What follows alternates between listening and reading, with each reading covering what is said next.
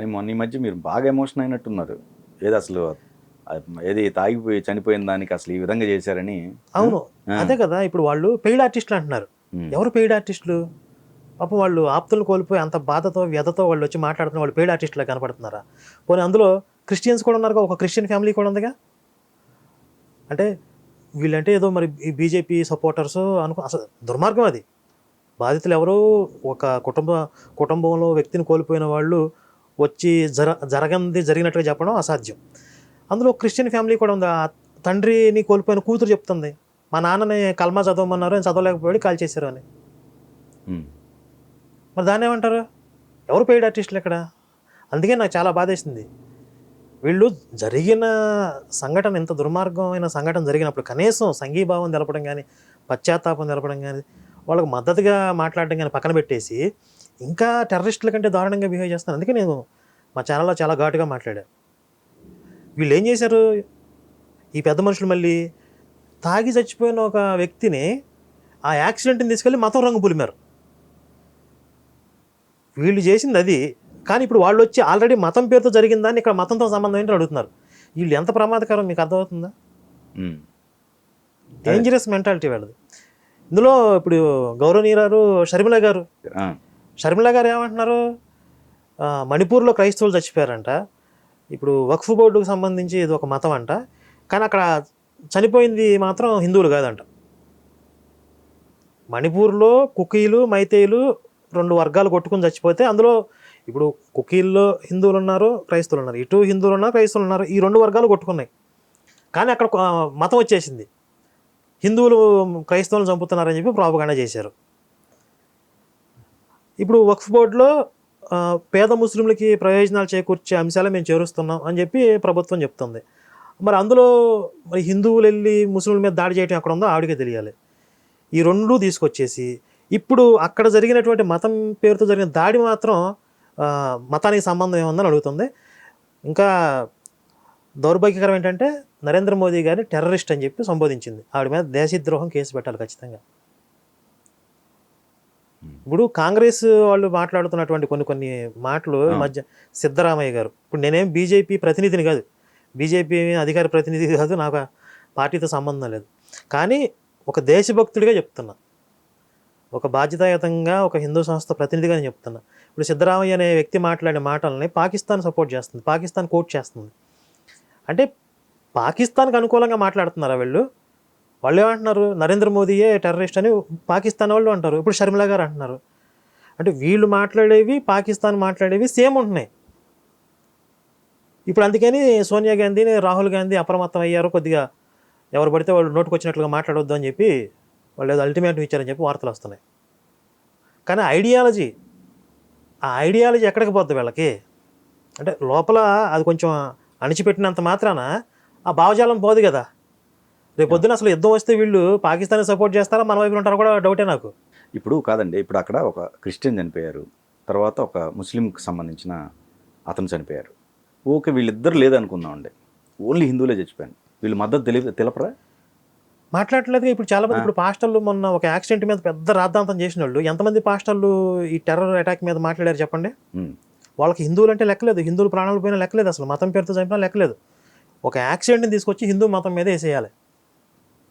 అది తెలిసి ఆ వీపీ రెడ్డి ఏదో మాట్లాడినట్టున్నాడు టెర్రర్ అటాక్ మీద, మిగిలిన పాస్టర్లు ఎవరో మాట్లాడతలా. వాళ్ళకి అవసరం లేదు. హిందువులు బహుశా వాళ్ళు లోపల హ్యాపీగా ఫీల్ అవుతున్నారు హిందువులు చచ్చిపోయారని చెప్పి. శవరాజకీయాలు చేయడంలో మొట్టమొదటి ఉంటారు ఈ పాస్టర్లు.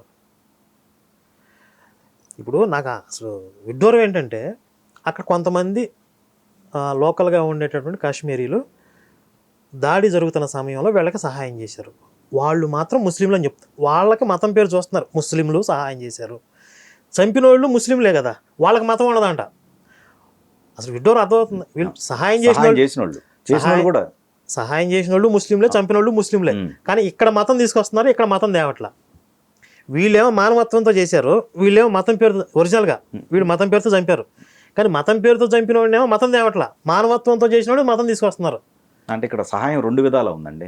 వాళ్ళకి సహాయం చేసిన వ్యక్తి కూడా ముస్లిమే, మరి వాళ్ళకి సహాయం చేసిన వాళ్ళు ముస్లింసే కదా. అదే రైట్. ఇప్పుడు 2 రకాలు ఉన్నాయి.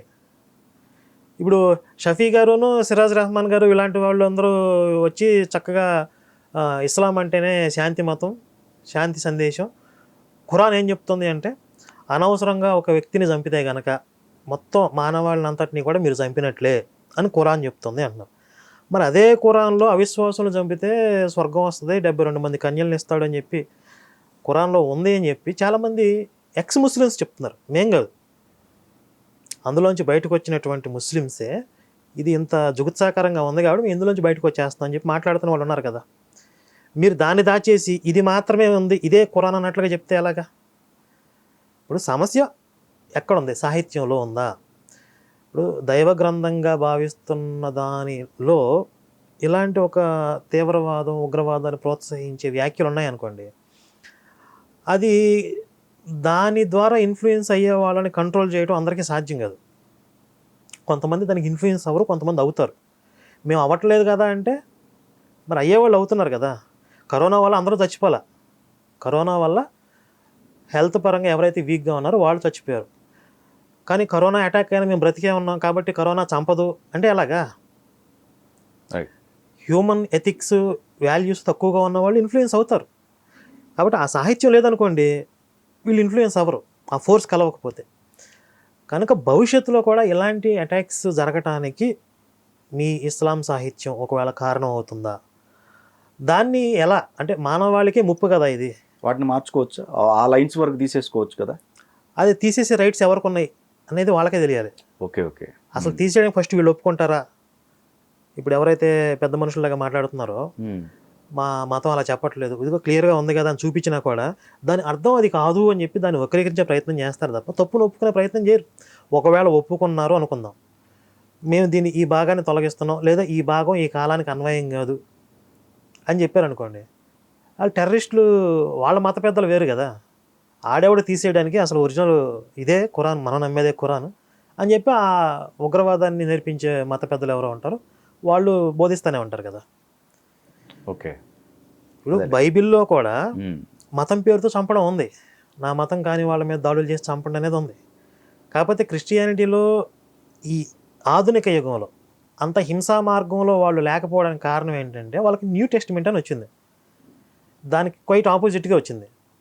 అంటే యేసుకు సంబంధించినటువంటి సువార్తలు ఇవి న్యూ టెస్టిమెంట్ అని యాడ్ చేసుకున్నారు. ఆ పాత నిబంధన ఆ కాలానికి సంబంధించింది, ఆ కాలంలో దేవుడు అలా ఉన్నాడు, ఈ కాలంలో మారిపోయాడు, ఏదో కవర్ చేసుకున్నారు. కాబట్టి వాళ్ళు ఇది తీసుకోరు. కానీ కొన్ని చోట్ల తీసుకుంటారు. ఎక్కడైతే వాళ్ళ స్ట్రెంగ్త్ బాగా పెరుగుతుందో కొన్ని రాష్ట్రాల్లో, కొన్ని ప్రాంతాల్లో, అక్కడ మళ్ళీ ఓల్డ్ టెస్టిమెంట్ అప్లై చేస్తారు, మన దేవుడు మనకి ఏం చెప్తున్నాడు అని. మెజారిటీ భాగం న్యూ టెస్టిమెంటు వీళ్ళది మానసికమైన ఉగ్రవాదం, మెంటల్ ఉగ్రవాదం వీళ్ళది. మనసు నిండా ద్వేషం వీళ్ళకి. వ్యభిచారం అంటారు, హిందువులను చూస్తే వ్యభిచారం, విగ్రహారాధన వ్యభిచారం అంటారు. విగ్రహారాధన అనేది ఒక మతానికి సంబంధించిన సాంప్రదాయం, దాన్ని వ్యభిచారం అంటాక నువ్వెవడివి? ద్వేషం కదా అది. నువ్వు శవాన్ని మొక్కడం వ్యభిచారం అని మేమంటే సరిపోద్దా? మేము అనొచ్చా మరి అలాగా? అంటే క్రిస్టియానిటీలో హింసా మార్గం తక్కువగా ఉండడానికి కారణం చెప్పారు, ఖురాన్లో హింసా మార్గం ఉండడానికి కారణం ఇది. కాబట్టి ఆ మత పెద్దలు ఓపెన్గా కూర్చుని సమస్య ఇది. ఎందుకంటే ఇప్పుడు ఓవైసీ లాంటి వాళ్ళు కూడా మానవత్వంతో మాట్లాడుతున్నారు, పాకిస్తాన్ని చాలా దుయ్యబట్టేలాగా మాట్లాడుతుంది. నిజంగా ఒక దేశభక్తుల ఓవైసీ గారిని అభినందించాలి.